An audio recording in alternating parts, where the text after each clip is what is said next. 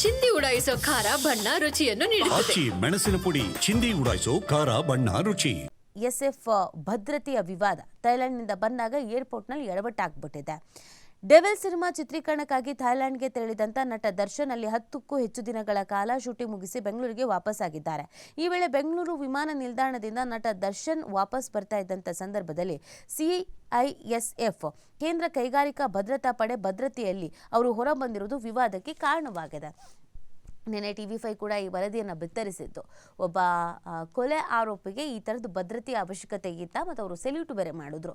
ಆ ಸೆಲ್ಯೂಟ್ ಮಾಡುವಂಥ ನೆಸೆಸಿಟಿ ಇತ್ತಾ ಅನ್ನುವಂಥ ಚರ್ಚೆ ಸಾಕಷ್ಟು ರೀತಿಯಾಗಿ ಈಗ ಸಾರ್ವಜನಿಕ ವಲಯದಲ್ಲಿ ವೈರಲ್ ಆಗ್ತಾ ಇರೋದು.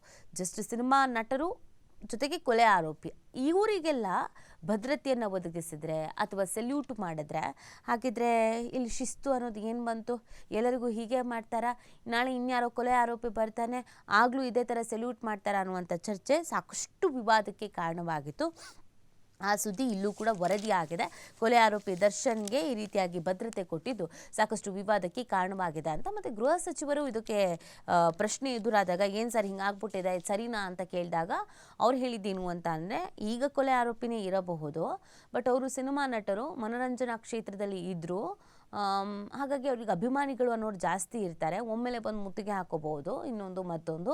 ಆ ಕಾರಣಕ್ಕಾಗಿ ಅವರನ್ನು ಸೇಫಾಗಿ ಹೊರಗಡೆ ಕರ್ಕೊಂಡು ಹೋಗಿ ಬಿಡಬೇಕಾಗಿರೋದು ಜವಾಬ್ದಾರಿ. ಅಲ್ಲಿ ಯಾವುದೇ ರೀತಿಯಾದಂಥ ಅಹಿತಕರ ಘಟನೆಗಳು ನಡೀಬಾರ್ದು, ಅದಕ್ಕೆ ಭದ್ರತೆಯನ್ನು ಕೊಟ್ಟಿರಬಹುದು ಅನ್ನುವಂಥ ವಿಚಾರವನ್ನು